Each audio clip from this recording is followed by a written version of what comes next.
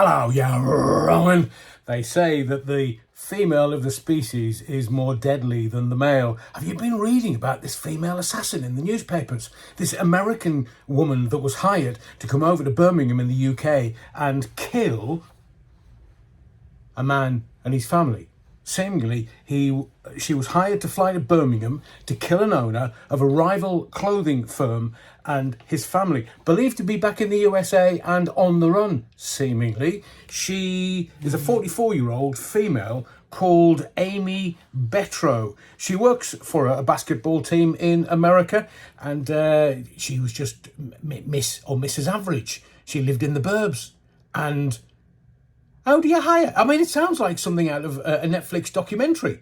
Mind you, it might actually become a Netflix documentary. But the female of the species is more deadly than the male, as the song once opined. Talking of music, as I was, and music radio. So sad to hear about DJ Johnny Walker. I mean, he was the saviour of Radio 2. His indiscretions, shall we say, and leave it at that, was the thing that made Radio 2 cool. Now, Johnny Walker is an old boy now, but he's been told to prepare to die at any moment by doctors. Well, I think that's the same for all of us. But Johnny's in ill health, and I've said when we were talking about Steve Wright a few months ago, all of these old boys that are our radio heroes from back in the 60s, 70s, and maybe the 80s, they're all beginning to fall off their perch. And as an aside, there's still not been any kind of notification for a funeral of sorts for Steve Wright. The coroner's had their say, still no funeral arrangements. But I hate to say that about Johnny Walker. I wish him a long life and better health if he can, possibly. But let's just remember that these old boys are beginning to fall off their radio perch. They're walking out of the radio studio for the final time, and lest we forget them, because they were and are part of our youth and growing up.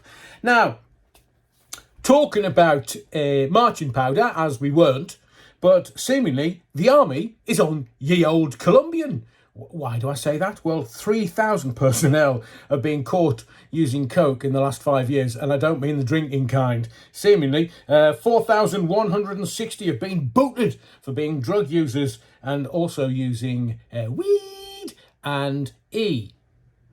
So the armed forces are full of it. It's nothing that's not being replicated on the streets of the United Kingdom, but I just wanted you to know that even our army is on the old marching powder. Sorry, that was inopportune. And also, I just want to remind you of something. It's the Euros tomorrow. I know.